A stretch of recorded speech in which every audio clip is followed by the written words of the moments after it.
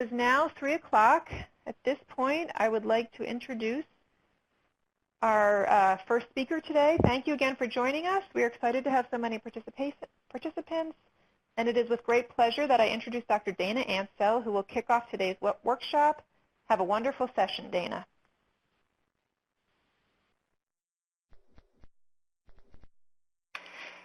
Thank you, Ashley, and welcome everyone to today's workshop on collaborating with stakeholders to support decision-making.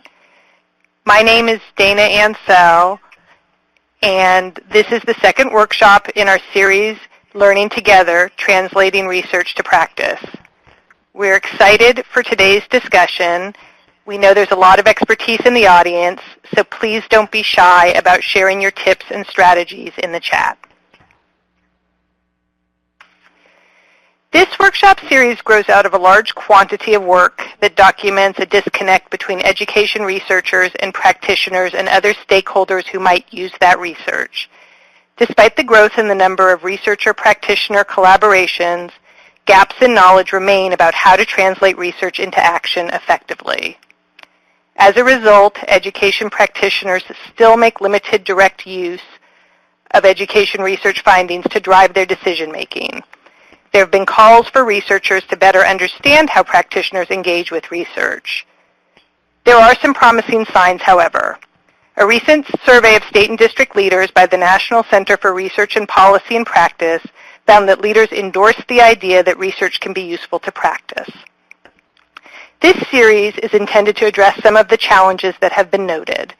In the first session, we focused on strategies to develop a compelling storyline by considering your audience. And we also discussed the value of taking a co-learner stance. It would be helpful for us to know if you attended the first session, so we're going to just take a quick poll now. Did you attend or watch the first session of this series on May 17th? If you could just take a moment and record your answers, that would be great.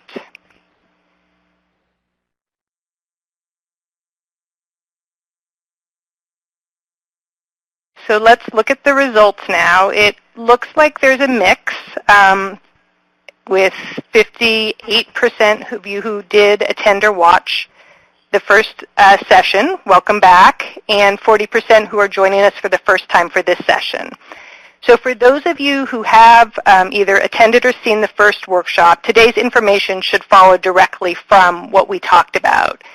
And for those of you who weren't part of the first session, you can access the materials in the Download Today's File box on your screen.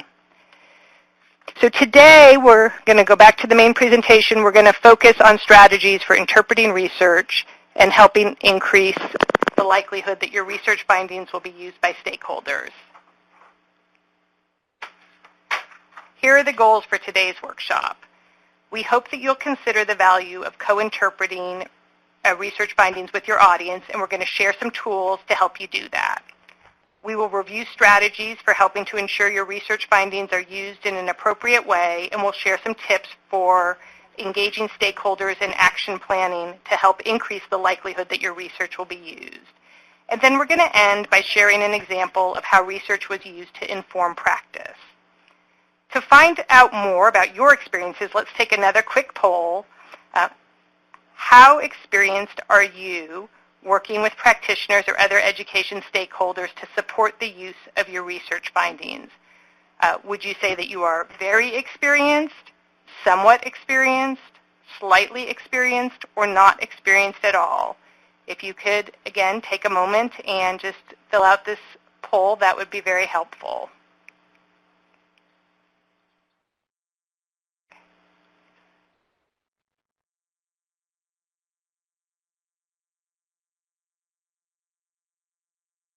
So if we could look at the results, let's see the level of experience. It looks like we have quite a mixed group in the audience today. We do have 18% who describe yourselves as very experienced. We also have 18% who say you're not experienced at all, and then with others in the middle. So it would be great for those of you who have a lot of experience to share your tips and strategies in the chat as we move through the different parts of today's workshop. We'll go back to our agenda. Discuss. Our agenda follows from our goals. We'll be using the findings from an actual research study as an example throughout today's workshop.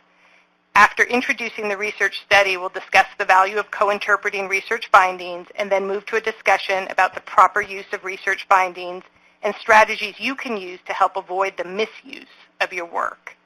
From there, we'll turn to action planning and engaging stakeholders. And as I mentioned, we'll end with a discussion about how research was successfully used to inform work in a district. And just one final note, in general, this series is intended to guide researchers who have not collaborated on a research project with stakeholders from the start. This is not a workshop about building or developing researcher-practitioner partnerships. Rather, it is intended to guide researchers who are presenting their research to stakeholders after the research has been completed in a way that makes the research accessible, relevant, and actionable. So we have three presenters for today's workshop. As I mentioned, my name is Dana Ansel, and I'm a researcher at REL Northeast Islands. I've worked for many years as a translator of research to policymakers and to the broader public. I'm joined by my colleague, Candice Bocala.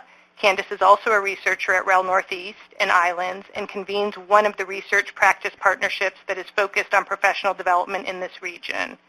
And we're also joined by Jill Marcus. Jill is a former classroom teacher, school administrator, and professional development provider who has worked on numerous education research projects. And later we'll introduce Jerome, Doherty, Leah, Levine, and Karen Shakman, who will join us to discuss their work together in Boston. So you should have received a link to the workshop materials in the discussion tree template, and hopefully you have them handy. If not, they're available in the download box, and if you have any troubles, please let us know in the chat box. So I'm going to spend just a few moments now introducing the sample research study. In recent years, policymakers and researchers have recommended that schools and districts align their educator evaluation and professional development systems to improve instruction and student learning. Yet, little research has looked explicitly at what happens in between evaluation cycles to understand what teachers are doing to improve their practice. So this study aimed to discover what happened between teacher evaluation cycles. The study was conducted in a large urban district and focused on teachers who were rated less than proficient on one of the standards in the educator evaluation system. You can see here that there are 4 standards in this system. The first is curriculum planning and assessment. The second, teaching all students. The third, family and community engagement. And then finally, professional culture. So 2 of these standards, the first and the second, are instruction-based, and the third was focused on family and community engagement, and then the fourth on professionalism. And for each of these standards, teachers could earn one of 4 ratings: exemplary, proficient, needs improvement, or unsatisfactory. Teachers who received a rating of needs improvement or unsatisfactory on one of the standards would receive what the district referred to as a prescription, which means a formal description of activities, including professional development or instructional strategies in which the teachers should engage to improve his or her practice. And these were the teachers who were the subject of this study. So the study addressed 4 research questions. Did the teachers receive prescriptions for all the standards? What types of recommendations or activities were evaluators prescribing? And what were the teachers doing? In other words, what kinds of activities did the teachers actually engage in? And was there alignment between what was prescribed and what they did? Or sort of put more bluntly, did the teachers do as they were advised to do? The researchers were also interested in whether they could see any patterns between alignment and then the teachers' subsequent ratings. So did doing what the teachers were advised to do have any relationship to their subsequent evaluation ratings? So we're going to use this study as an example in the different sections of today's workshop. And don't worry, we will refresh your memory as we go along. And then at the end, we will hear from the researcher and district representatives who will talk about the work they did together. So I am now going to turn it over to Candice, who will talk about how to co-interpret research findings. Thanks so much, Dana. So as Dana mentioned, we're going to use that study in a couple of examples as we explore the idea of inviting practitioners or audience members to co-interpret findings. There are two reasons why you might invite practitioners to co-interpret findings from research. The first is that it helps with learning. According to constructivist theories of learning, when we encounter new information, we make sense of it by reconciling it with our prior knowledge, experiences, and context. We often do this through social interaction or talking and learning with others. By inviting practitioners to join us in making sense of the research, we are supporting learning for everyone. They might better understand what the findings mean, and we as researchers, we might gain some insight into how the findings might be applied to different settings. A quote that captures this idea comes from Vivian Tseng from the W.T. Grant Foundation. She has written, "Research does not speak for itself, nor does it have definitive implications for particular problems of practice or policy. Research users must always interpret the meaning of research and its implications for their specific problems and decisions. Knowledge from research does not remain as distinct pieces of information once it enters people's minds and discourse." So we want to help people make meaning of the research and understand what they're hearing and reading. The second reason is that this process helps to strengthen relationships between researchers and practitioners or various audiences. It prevents distancing the researcher from the audience and avoids the perception that the researcher is kind of a sage on the stage. By inviting the audience to discuss and interpret findings, it honors the applied and context-specific expertise and knowledge that practitioners have. However, it's worth saying that inviting practitioners to co-interpret findings does not mean that anything goes. For example, it doesn't give the audience license to change the meaning of findings, or some findings are not really open to interpretation. For example, if a variable is statistically significant, that is a fact that we have from our research. That's not open to interpretation. In an upcoming section, we will talk about some pitfalls that practitioners might make in using research findings and some strategies for how to avoid them. But before we get to that section, we'd like to talk a little bit about how to invite your audience to co-interpret findings with you. As researchers, you make a decision about whether you want your audience to engage with the summary of the data in the study, maybe in the form of charts and graphs or example quotations, or if you want them to engage with the findings themselves, which are typically statements. Here's an example of two findings from the example research study that Dana shared in the beginning. The first is that teachers reported more professional learning activities related to instruction-based standards than the non-instruction-based standards. So to explain that, the instructional standards were all about curriculum planning and assessment and teaching all students, and the non-instructional standards were all about family and community engagement and professional culture. And I just want to call your attention to the chart to the right of the blue box. The font will be too small to read, but the point that we want to make is simply that there are two different ways of presenting information and findings, either in a data display, such as the chart, or in that narrative sentence. And then the second finding is that less than 40% of teachers surveyed participated in all of the activities that their evaluators recommended. So as Dana mentioned in the beginning, the evaluator recommended some activities for the teacher to do, and in a follow-up survey, only less than 40% of teachers surveyed participated in all of those activities. When making the decision about whether to provide the actual findings or engage participants with looking at data displays, it's important to consider your audience. For example, you would plan your session differently if you had an audience of classroom teachers than if you had an audience of reporters writing about an educational story. So in session 1 of this webinar series, we shared the Consider Your Audience checklist, which had common questions and considerations when thinking about who will be there. And you can find this checklist in the session 1 materials. In this next section, we wanted to present you with a few examples of common protocols or structured discussions and activities that help the audience to review the findings. A KWL chart is a classroom activity that you can use in research presentations to structure the audience's involvement. It's useful to ignite participants' prior knowledge about the topic. And before beginning the actual research presentation, you would tell them the general topic of the research and ask, what do you know about it? What do you want to know about it? Might have. And then you could write these down for the audience.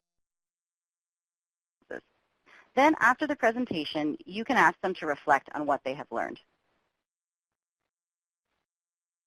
So we are going to practice with a chat activity that uses this KWL chart. And we'd like you to take a moment and think about the topic itself at the top. Teacher evaluation and professional learning. What do you know about this topic from your own experience? Perhaps it's as a researcher, or perhaps it is as a practitioner or talking with practitioners. And then also, what would you like to know about this topic? What questions come up for you as you think about teacher evaluation and professional learning?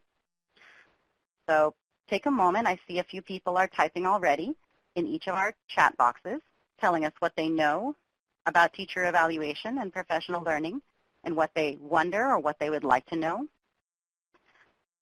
And this is a good place to remind you that the purpose of a KWL chart is really just to activate participants' prior knowledge.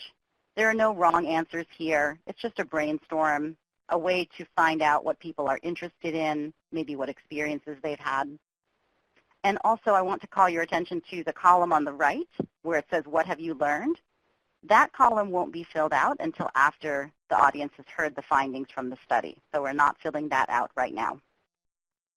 So I see some responses in our chat. Many people are saying that teacher evaluation must be authentic. One-shot workshops don't work. It can be, oh, that's probably in relation to professional learning, not evaluation. So in terms of professional learning, one-shot workshops don't work. Teachers should be involved in both these systems of evaluation and professional learning. There has to be an element of cultural responsiveness. These systems are difficult to implement well, including differentiation.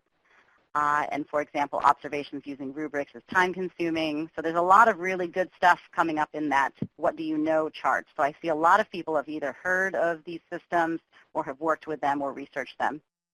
Taking a moment just to look at the questions, what do you want to know? People are asking questions such as, why do administrators over time cease to do what they know is correct? That's interesting, Kim. I'm not exactly sure what that means. Maybe if you can state that differently, that would be helpful. Jill is asking, what impact do PD sessions have? How do we measure impact of PD? Michael's question, which states have the most effective systems, is an interesting question. So again, these are just designed to spark conversation among your audience. And you could imagine a facilitator using this chart to really engage the discussion before looking at the findings. So thanks for all of your answers. We're going to take a pause now. I know some people are still typing. And we're going to move on to the next slide, which has an example. And I won't talk us through this entire example because many of you have come up with very similar kinds of statements and questions. But if you imagine giving this presentation and you would have presented the findings, you can now fill out the third chart, the third column in the chart. What have you learned? So this audience might have learned that teachers reported more professional learning activities related to the instruction-based standards than the non-instruction-based standards. And they also have learned that for all standards, less than 40% of teachers surveyed participated in all the activities their evaluators recommended. So those were those two findings that we highlighted earlier that came out of a discussion that participants might have had. Another protocol that you could use is called what, so what, and now what. It starts with the facilitator asking the audience what they noticed about the findings, then having them generate implications by asking, so what, meaning what does this mean to you and what implications does that have? And finally asking them, now what, to generate possible next steps or future actions. You can also use this tool to have participants interact with findings that are in the form of charts and graphs, which we will practice with next. So going back to our example research study, this is a chart that uses the data from that actual study. Take a moment and look at this graph and then respond to these 3 questions. What do you see in this bar chart? So what? What are the implications of these findings for your work? And now what? What will we do about it? And you might imagine that you are a stakeholder in this district. So even though you are seeing this chart relatively free of context, just to put yourself in the shoes of somebody working in a district where this data is true, these data are true. What would it mean for your work as a teacher? How about for your work as a district leader? So take a moment in the chat and let us know what you see. So what implications might it have? And now what might you do about it?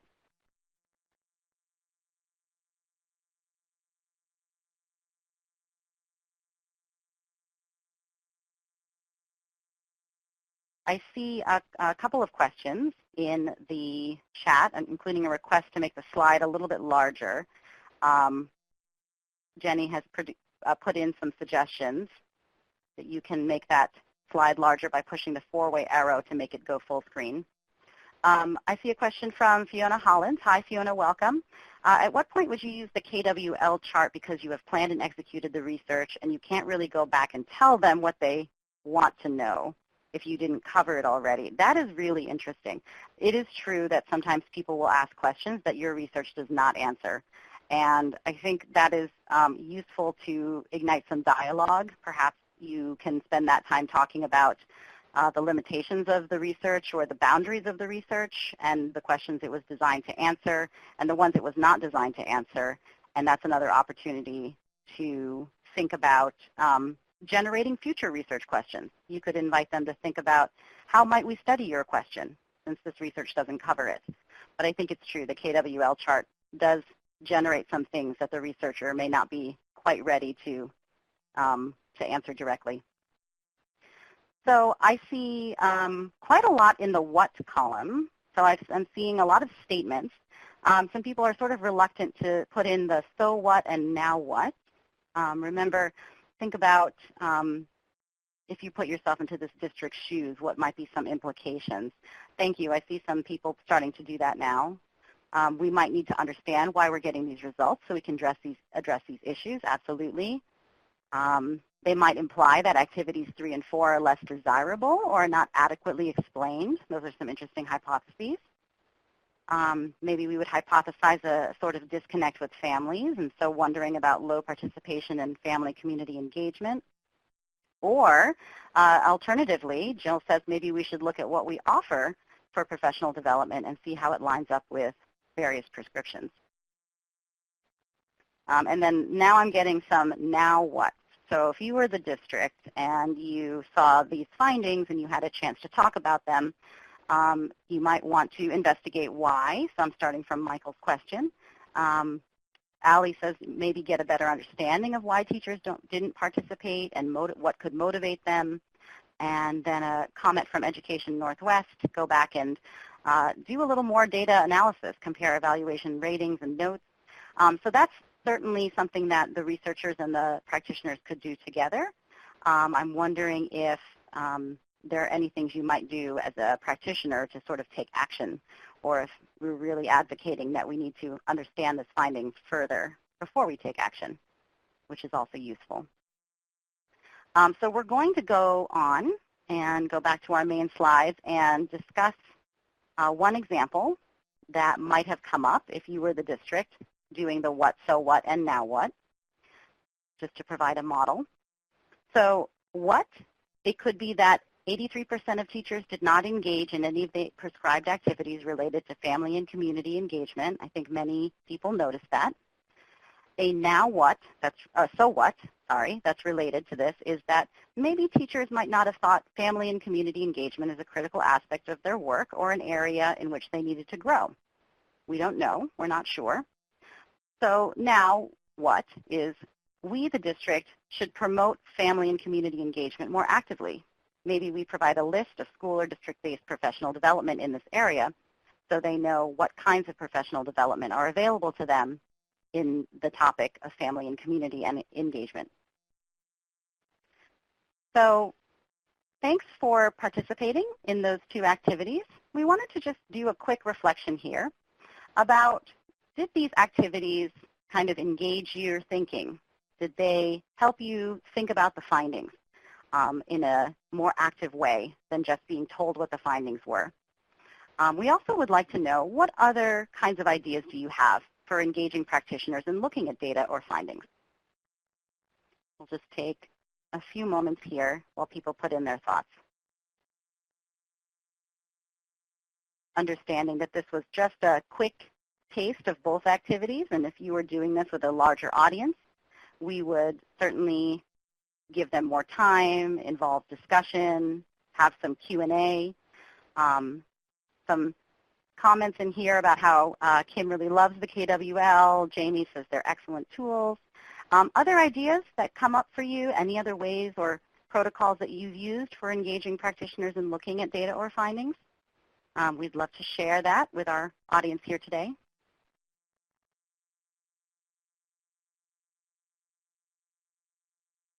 Fran says, I'll definitely use KWL. Great. It's a really easy, simple structure to incorporate in almost any presentation.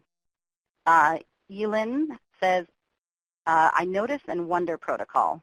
I think that's a really useful way of looking at data as well. Thanks for sharing that. And I know some people are typing. If you have other protocols that you'd like to share and you're not able to get them up here, please feel free to put them into the chat so we can get those out to everybody. And we're going to move back to our main slides. And I'm going to turn it back to Jill to talk about strategies to encourage the appropriate use of your research findings. Thanks, Candice. So as you work with practitioners and policymakers, reporters, and others, it's important to remember that they might not have as much experience with understanding and interpreting research findings, and they might need your help to understand what are appropriate uses and also inappropriate uses. You can find all kinds of funny or sometimes scary stories about misuse of research. I just saw a blurb the other day that might lead you to believe that texting while driving makes you live longer, because people who text while driving were healthier than the non-texting group. I suspect that the texting group were also younger and wealthier, but there wasn't any information there for me to know if they're controlled for those variables or not. Anyway, I certainly don't want my teenage son to make decisions based on that study finding. You can think about this as promoting research literacy in your audience. We hear a lot about data literacy, which refers to the ability to read, understand, and communicate data as information. We hear less about research literacy, which is about the ability to accurately interpret and use research findings of all kinds. If you're a researcher who's interested in your findings being used by practitioners, policymakers, and other education stakeholders, then you have a role to play in building the research literacy among these stakeholders. There's no easy way to do this, but we're going to discuss some strategies, and we'll want to hear some of your ideas as well. Let's imagine you've just completed a research study and you're getting ready to present the findings to a group of people who are primarily not researchers. Of course, for those who attended the first workshop in this series, you know it's always important to begin with considering your audience. What are some possible mistakes that a particular group might make as they learn about your findings? And what kinds of misinterpretation is your study particularly prone to? For instance, if it's a descriptive study, might they be inclined to make causal claims? Along with considering your audience, another idea is to actually describe your study to a non-researcher and see what they think in order to get a sense of what might be misunderstood. From there, you can think about strategies to build research literacy in your audience.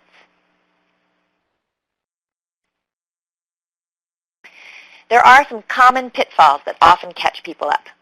We suggest that you predict the pitfalls, which again will depend on your research study and who your audience is, and then develop your presentation to help participants avoid those pitfalls. Depending on what kind of session you'll be conducting, you might even consider including some activities to help participants avoid them.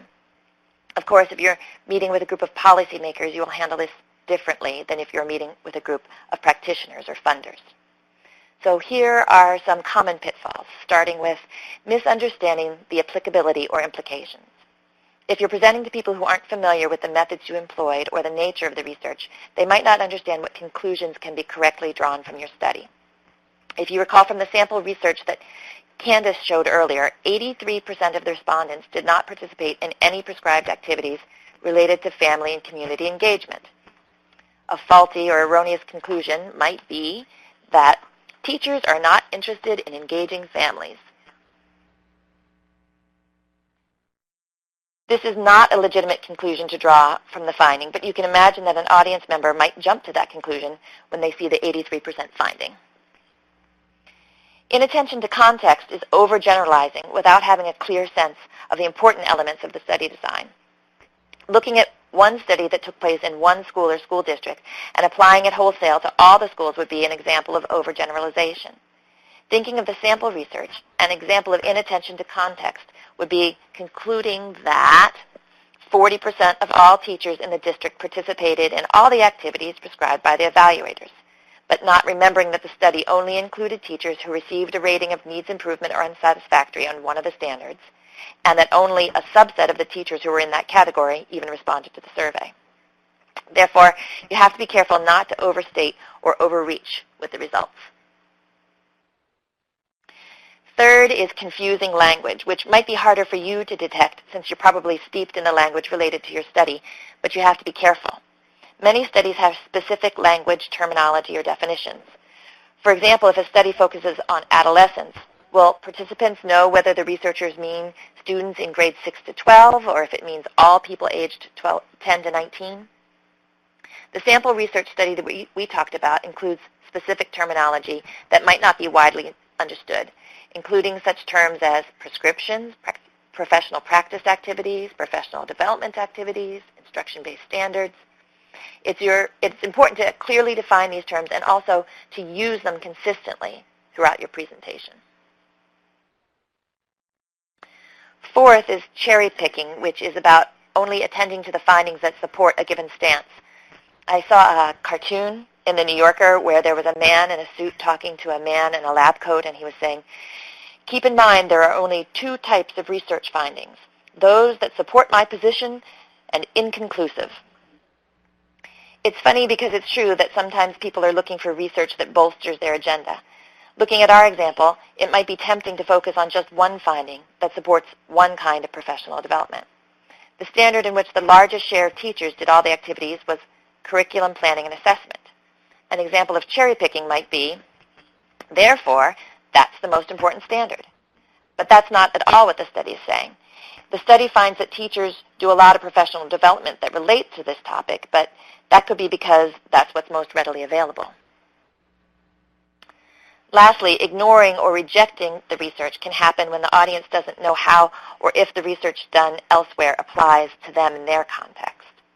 In the sample research study, less than 40% of teachers who responded to the survey participated in all the activities their evaluators prescribed. An example of someone ignoring these findings might go like this.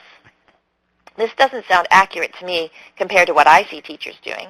I see teachers being very attentive to their evaluators' suggestions and feedback. Therefore, I don't believe this study. It's worth taking some time to think through which of these pitfalls you think your audience might be vulnerable to for a particular study that you would present. So now we have a poll asking you which pitfall you think is the most difficult for a general audience to avoid. Is it misunderstanding the applicability or implications, inattention to context, confusing language, cherry picking, or ignoring or rejecting findings? Choose the one that you think is most difficult or that people are most likely to fall into. You have to scroll down to see all of the choices.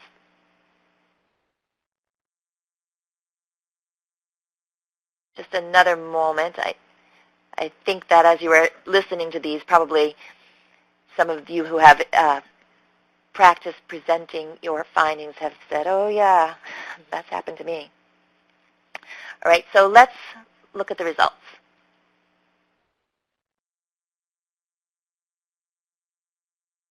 You can see that there's sort of a tie here between cherry picking and ignoring or rejecting findings, with misunderstanding the applicability coming in third. looks like for most of you, you think the inattention to context and confusing language is not as much of a problem. And I think that most researchers are really careful about the words they use as they're going through the research. We're going to talk some more about this ignoring and rejecting findings right now. Let's put that away and talk about some strategies for addressing these. There's not just a single answer to how to prevent your research findings from being used inappropriately. You know, after you release your findings, you might not have any control about what's done with them. At the same time, there are a couple strategies that might help increase the chance that your findings will be used appropriately. For example, obviously, you want to be clear about your study and its findings and its limitations. Most researchers do that already. You also want to think about your interactions with the group as an opportunity to build research literacy with your partners. Maybe you can give audience members time to process and interpret and restate the findings in their own words. You can encourage questions and clarify any misunderstandings during your presentation. It can also help to build ongoing relationships with partners. That way, you become a resource going forward. Maybe you could offer to participate in or facilitate other meetings. Depending on the nature of the presentation and the audience type, you can consider incorporating some activities into the presentation that will help build research literacy and lessen the chance of findings being used inappropriately. And on the slide here, we've listed a couple of ideas. Well, first, the protocols that Candice discussed. The KWL and what, so what, now what can be helpful for your audience to break down the findings and understand what they do and do not show. They ask the audience what they know about the findings, which can give you an opportunity to identify and correct any potential misunderstandings. Then I think it's a fun activity to have your audience generate some newspaper headlines from the study, and then you can discuss the accuracy of these headlines with them.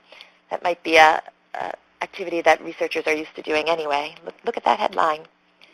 Texting while driving makes you live longer. Finally, discussing a frequently asked question sheet might help clarify appropriate and inappropriate uses of the findings. Okay, so now it's your turn. We know we have a lot of experienced researchers and presenters in the audience, so it would be really helpful for you to share your ideas about how to help people avoid pitfalls or encourage appropriate use of research findings. So I'll pause a moment while you enter in the chat some of your suggestions and ideas about how to help people avoid pitfalls.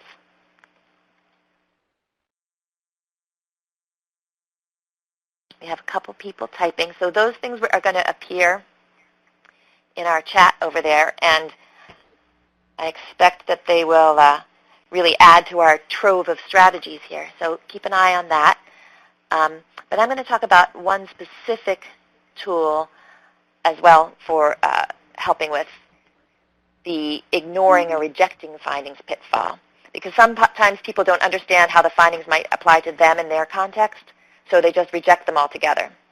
World languages teachers might think that research on math doesn't apply to them, or suburban principals might think that research done in urban areas has no bearing on what's happening in their school. And because this is a common tendency, REL Northeast and the island developed a discussion tree tool to help with the issue. And you know it's a common tendency because you said so in your poll. So information about the discussion tree tool is on page 6 of your workshop materials, and you should have received a copy of the tool with the workshop materials. And there's also a link in the download files box at the bottom of your screen. So please get that copy of your decision tree and make sure it's handy. It's a tool that you as a researcher can use to help your audience understand a broader application of your research finding. It encourages practitioners to consider whether research done in another context is applicable to them. Here's how it works. After identifying the key findings in the research, you follow the tree branches to compare each of them with your own context, including what you do and don't know about the patterns in your situation and what data your conclusions are based on. The basic steps are to think about one finding in relation to your context, think about what you know about your context, identify what data you would need to look at the patterns in your context, analyze the data, consider next steps, and then repeat that for each key finding. So that's an overview of the process. If you look at the second page of the discussion tree, you begin by asking yourself, are the patterns or findings from the research study that I'm looking at similar to the patterns in my circumstances, whether that's a school or a district or other setting. You just start by reviewing each finding and considering it. So using our example from today, let's suppose you're the researcher of the sample study. Imagine now you're working with a different district or making a presentation to a group of districts. You can use the discussion tree tool to lead your audience through a process to determine whether the findings from your research on the teacher evaluation system and professional learning might be relevant for them in their district. Start by choosing one finding. For example, you might start with the finding that teachers participated in more instruction-based professional development activities compared with the non-instruction-based activities. You would then want the district leaders in your audience to ask themselves whether that's true in their district. And if the answer is yes, how do they know? And if the answer is no, what do the teachers do? And if they don't know the answer, how can they find out? Depending on their answer, they might consider what data they have or need to confirm their answer. And ultimately, you want them to consider the question, how could we use this information to inform decisions in our district? So that's an overview of how the tool is used, and you can find more information in the text on the copy that you have. But it's a nice way to get people to slow down and think about the research instead of just jumping to the conclusions, cherry picking, or ignoring your findings altogether. Hopefully these tools and strategies will be useful to you in your efforts to promote research literacy and increase the likelihood that your research will be used appropriately. I'm going to turn things back over to Dana now, who will talk about the important step of action planning.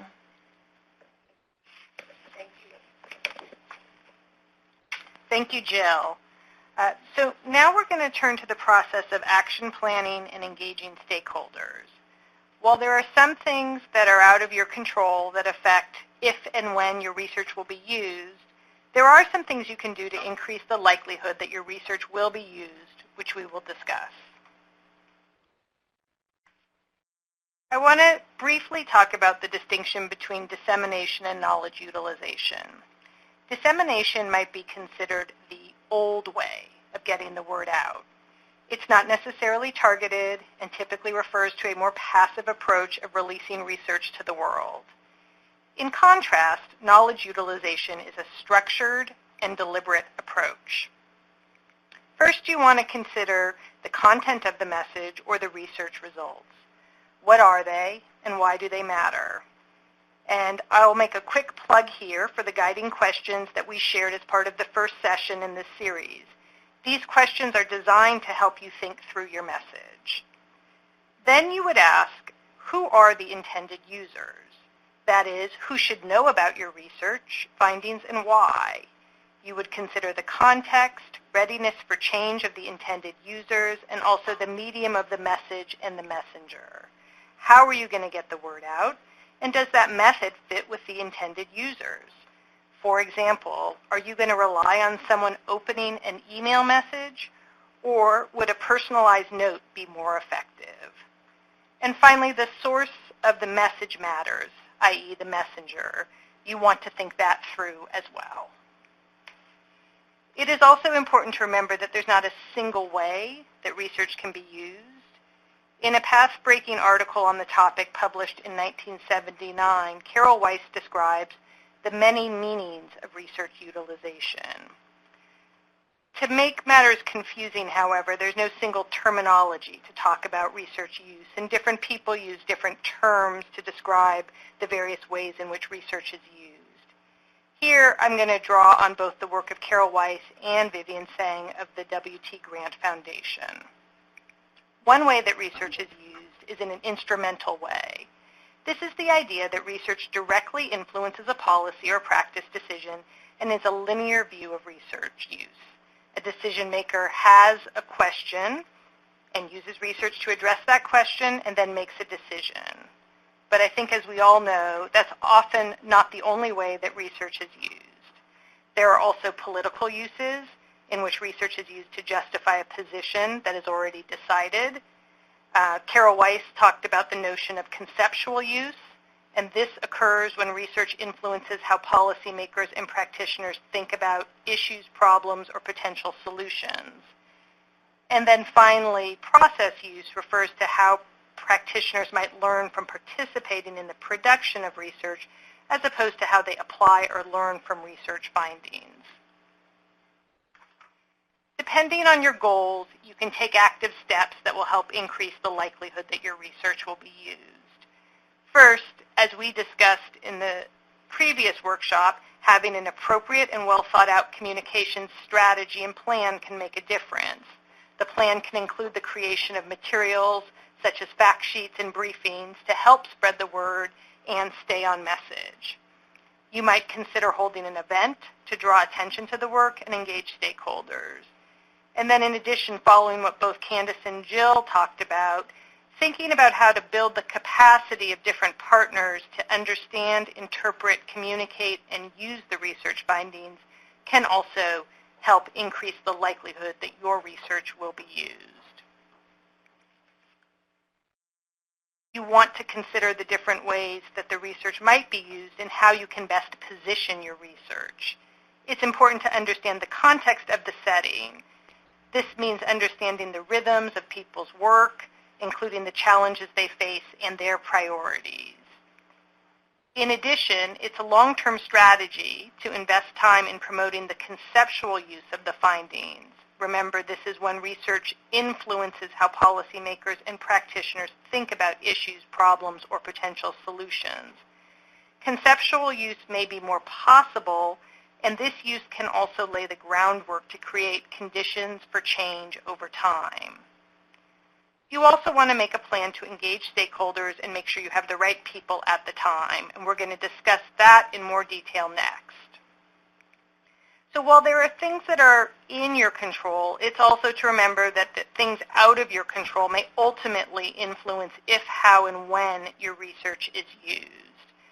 Remember that political circumstances often trump research, but that can also work to your advantage. A window of opportunity might open, and if so, be ready to take advantage of the opportunity.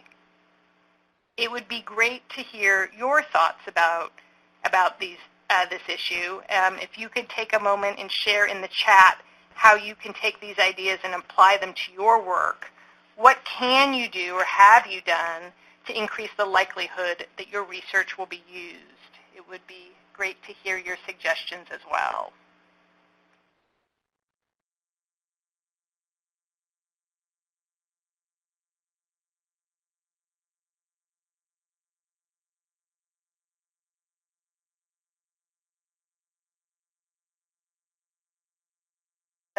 Education Northwest is typing, thank you. And if others, if you want to share your ideas, that would be great.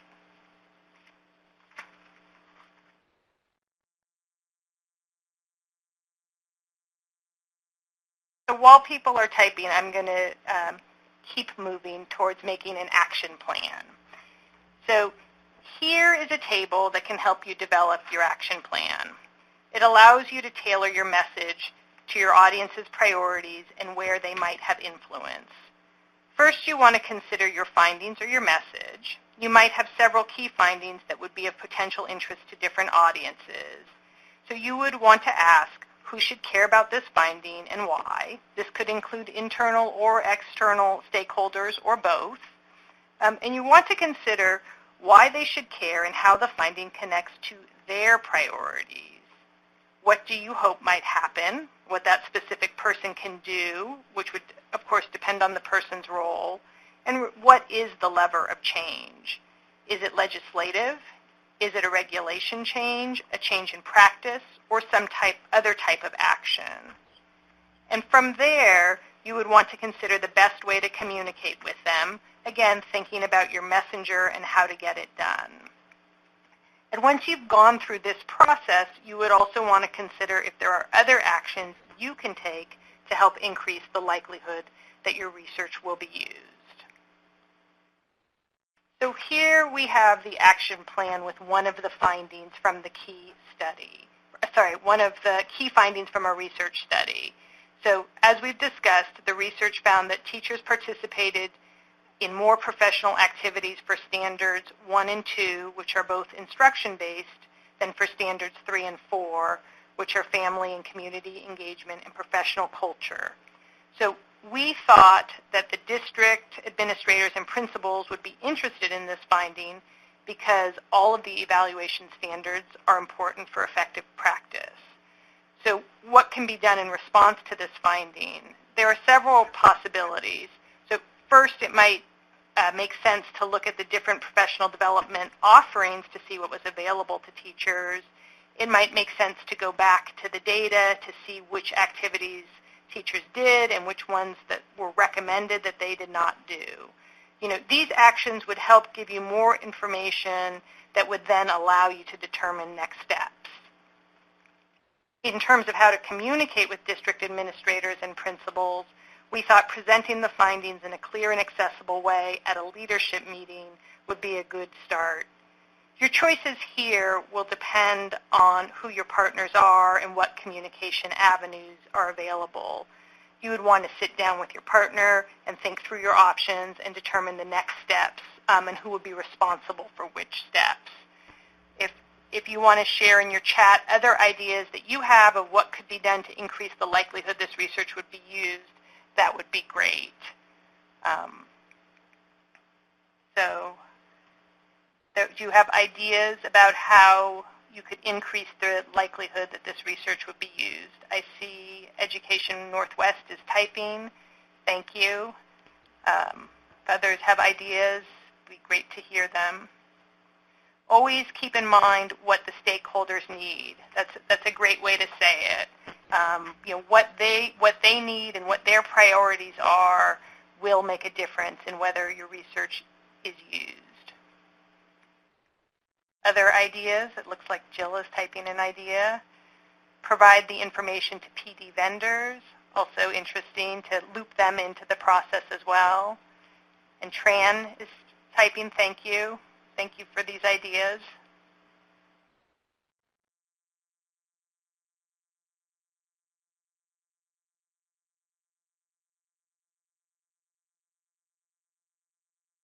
So I know we've gone through a lot of material quickly, but hopefully we've given you some ideas about what you can do to increase the likelihood your research will be used. Tran, aim to publish in educator-friendly venues, Ed Leadership, for example. Another great idea, thank you. And Yinlin is typing, thank you. Provide training to teachers and principals to improve their research and data literacy. Yes, that's a wonderful idea, thank you. Thank you for sharing those ideas, I really appreciate it. So now we're going to turn to an example of successful use in research. We're excited to hear about this example, about how the research was successfully used to change a district's practice. I am pleased to introduce our speakers, Jerome Doherty, Leah Levine, and Karen Shakman. So Jerome serves as the Director of Evaluation and Performance Management at the Office of Human Capital in the Boston Public Schools. He oversees all aspects of the evaluation performance management process for BPS educators and non-instructional staff. Prior to coming to Central Office, Jerome served as a principal of the Joyce Kilmer K-8 school in West Roxbury, and he's also served as the Academy Director at Orchard Gardens K-8 Pilot School in Roxbury, and as an assistant and acting principal in Fitchburg, and as a music teacher in California and New Jersey. Welcome, Jerome. And Leah works as a performance management partner for BPS's Office of Human Capital. She supports and coaches evaluators to help teachers improve their instruction through implementation of the performance evaluation system and designs professional development for aspiring and current principals to deepen their skills in leveraging the evaluation system to support their staff. Leah has worked with John Saphir at Research for Better Teaching to capture on video the practice in the skillful teacher and has worked with the DC Public Schools to train and support their teacher evaluators. Welcome, Leah. And Karen Shakman is a research scientist at EDC and for REL Northeast Islands. She manages our training, coaching, and technical assistance work. She also leads the Teacher Preparation Research Alliance and has served as the principal investigator for the study that we've described in this workshop. I am now going to turn it over to Karen to discuss how the research findings were used to inform decision-making. And just to be clear, the research that Karen, Jerome, and Leah will discuss is the sample research study that we have been using throughout this workshop. And if you have questions for Jerome, Leah, or Karen, please share them in the chat box. Great. Thank you, Dana. This is Karen Shakman. It's nice to join you all today. I have the opportunity to talk a little bit today about how the work that we did as a REL NEES study focusing on these prescriptions, how we worked with the district, and then how we used the study to drive action. So how that study helped to inspire and motivate some action. So the first thing I would say is that reflecting on the presentation today and thinking about Jill's presentation of some of the pitfalls, I think one of the big challenges with this study was being careful not to end up with people overreaching in their interpretation of the findings or jumping to conclusions that might not be accurate, particularly because this is, a fairly sensitive study thinking about the use of evaluation results, teachers who've been identified as needing improvement. So I take the example of the study finding here. For all standards, less than 40% of teachers surveyed participated in all the activities their evaluators recommended. So for that finding, we wanted to be careful that we weren't overreaching or folks didn't misinterpret it. It would be wrong to have a takeaway of, wow, 60% of teachers aren't following their principal's directions, so there must be something wrong with the relationship between teachers and principals. That would not be an appropriate conclusion based on this finding. But it is a finding that sort of demands digging deeper and trying to understand what's happening, where there's room for growth and improvement within the process itself, and so we asked the question, are the prescriptions themselves the problem, or what's happening here that there's something of a disconnect between what evaluators are recommending and what teachers are doing to improve their practice? And we were aware in our conversations with the district and my colleagues who you're going to hear from today that the results of the study suggest a need for better training on the nature of what we call a high-quality prescription. Evaluators, we know from our work with the district, had received very little training on what types of suggestions, what types of feedback, what kinds of directions were most appropriate for these prescriptions. And as a result, one of the things the study uncovered was the significant variation that existed in these prescriptions. Some were this laundry list of general instructional strategies, engage more students, do more group activities. Others were more specific advice to teachers to read, for example, an excerpt from John Safire's book. Some of the prescriptions were very simple, get to work on time, turn in lesson plans weekly. But again, the variation was really considerable, and it begged the question, well, what makes for a quality prescription? And the study itself did not evaluate the quality of prescriptions, yet it certainly emerged as something that warranted further investigation. So we as researchers, in partnership with our colleagues, Jerome and Leah, set out to create a rubric that would help to evaluate the prescriptions. And we employed a systematic process. One of the benefits of being researchers and practitioners together was we brought our research knowledge, Leah and Jerome brought practitioner knowledge, and together in this very collaborative way, we developed this rubric and we tested it with a sample of prescriptions and worked together to clarify the issues that we uncovered because we had different understandings of quality. So simply engaging in this activity, and you'll see this image here, we did end up publishing an article.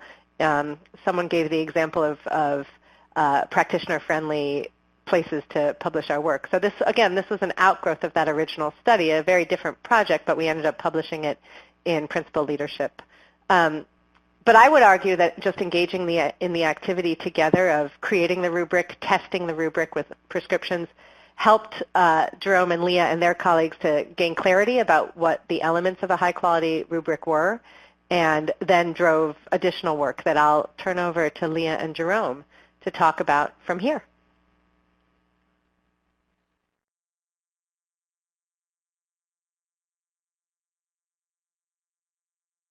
So I'm handing off, I'll turn the slide to the next slide, and I'm handing off to Leah and Jerome. Don't forget to unmute. Hello, I just unmuted. Can you all hear me? Good. Hello, this is Leah Levine. I'm going to speak briefly about some tools that we developed as a result of some of the learnings from the study.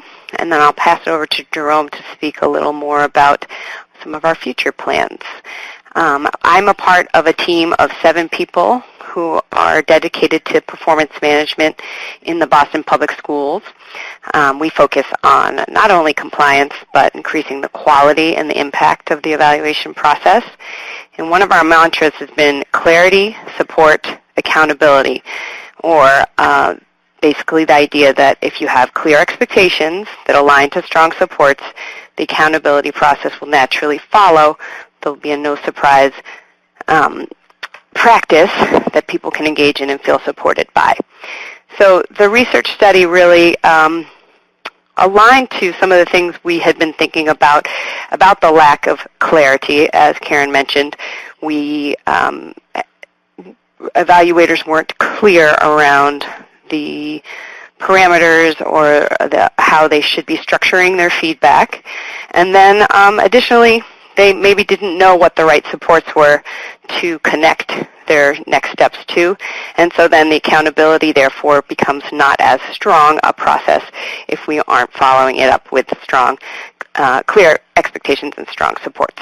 So as a result of the study, we retooled some of our resources to go back in and create a comprehensive next steps prescriptions bank. And I want to say that although people who are rated less than proficient on their evaluations are required to be assigned prescriptions or next steps, we also encourage everyone to be given next steps to improve their practice. So we call them next steps/prescriptions.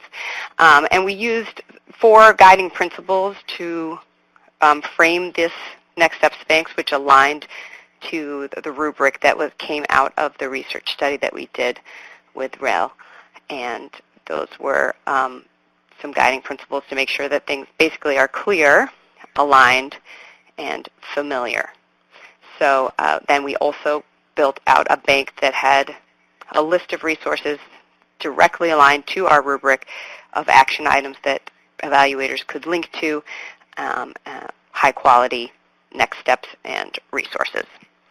Following that, and this is actually the last, I'm going to go to the evaluation quality review tool because that's pretty much connected to this idea that we pulled out a tool for people to get some more insight into what is a quality evaluation, and not only just the prescriptions, but we applied this idea of being clear and aligned to all aspects of the evaluation process. So that helped us think more clearly about how could we provide a resource for evaluators to measure how well they are communicating the evidence and the feedback and next steps in the entire evaluation, written evaluation process. Then content experts, something that we heard and kind of came out in the prescriptions is that maybe they weren't specific enough. And in some instances, we hear from educators that their evaluators are not trained in their subject area.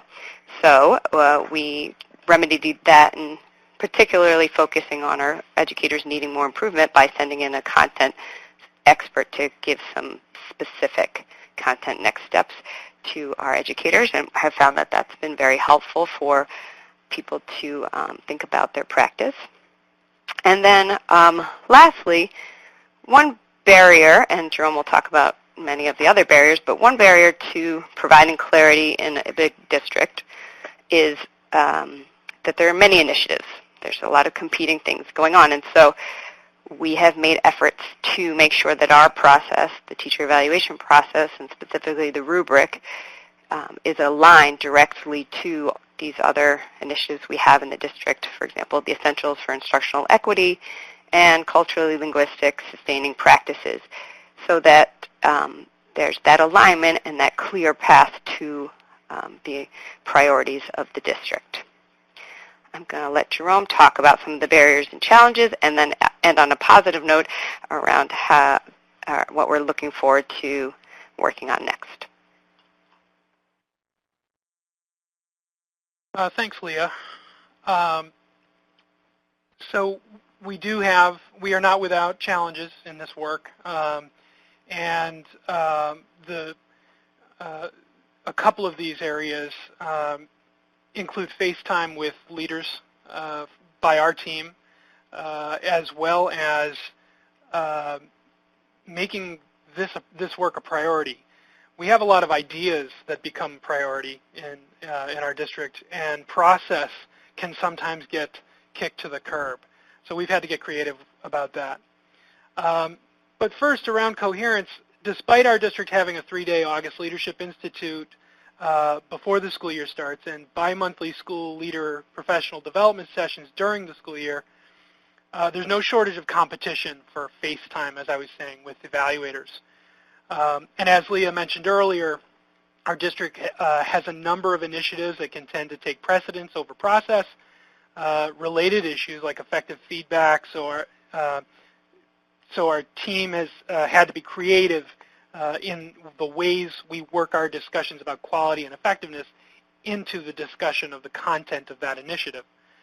This ultimately has led us to take on a somewhat informal but very necessary role of stewards of coherence for the district. That, we feel, has yielded some good results, actually, in getting a seat at the table in developing some of these initiatives and having the effectiveness conversation, the quality feedback conversation, be interwoven into that conversation of substance. But then you've got the priority issue that still keeps popping up, and we are sort of straddling, my team sort of straddles the line between instructional leadership and operations. In the end, completion of evaluator or educator evaluations is an explicit expectation of evaluators. And the pressure to just get them done in conditions where evaluators almost universally have other responsibilities that encroach on their supervision duties can lead to lower fidelity in applying these quality principles. This suggests that we also consider returning to these questions and the data to monitor and track how we and our instructional leaders are doing. To come back to that positive note that Leah was talking about, we're 5 years in now to the new Massachusetts Educator Evaluation System. We in Boston are getting ready to revamp our district's evaluator training to include lessons learned up to now, including more training and calibration around overall quality of feedback and next steps. We like to say that we want to shift the emphasis from compliance to quality and consistency. And that informs everything we do. Also, we want to move, we're moving actually to a new online evaluation platform concurrent with revamping our evaluator training, as Leah mentioned. And so we're looking into ways that that system can both track prescriptions and how educators fulfill them. One way we might be tracking completion of related professional development activities through a badge or micro-credentialing system. This, we hope, will provide us with the data we can use to continually come back and track progress and inform the tools and resources we build, the professional learning experiences we design and deliver, and the direct support to school and district leadership we provide to have effective support in developing educator practice. I'm going to stop there and hand it back to Dana, I think, at this point. Thank you. And thank you, Karen, Leah, and Jerome. It was really interesting to hear more about the study and what actually happened and how the study helped inform some of the decisions and next steps that you took. So we have a few moments if there are any questions. I am not sure that I see any questions. So if I might put either Leah or Jerome on the spot, I'm going to ask you a question, just one question. So sort of from your perspective, what do you think researchers can do to help practitioners make research actionable? I think that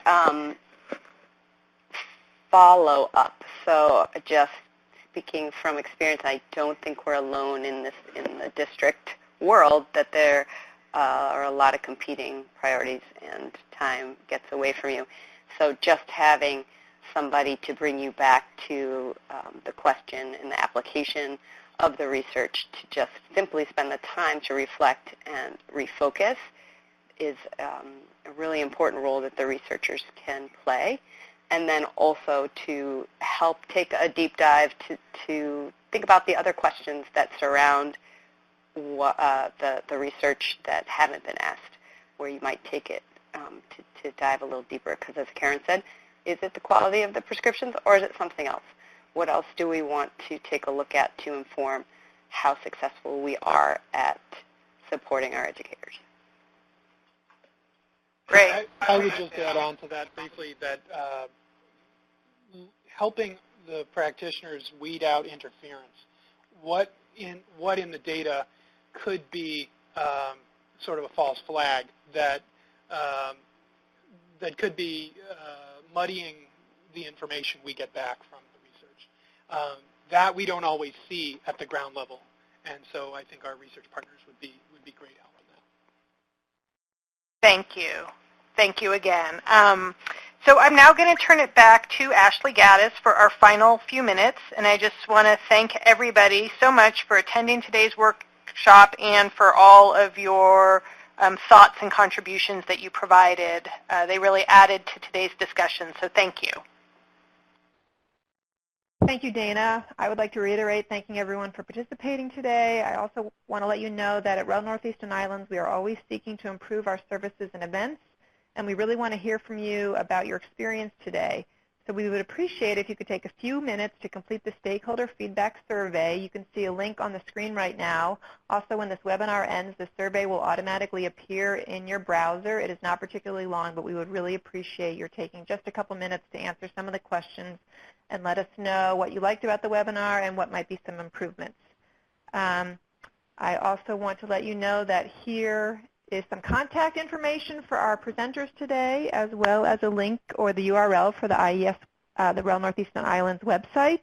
We encourage you to visit at any time and reach out to us with any questions or concerns. As I said, today's workshop was recorded, and we will be posting a video recording of the workshop on the IES YouTube channel. If you registered for today's webinar, you will receive an email with a link to the recording when it is available. And additionally, don't forget to download the files from today's webinar in the download pod. And thank you again for participating. We hope to have a wonderful rest of the day and that we'll see you at another REL Northeast Islands event sometime soon. Thank you very much.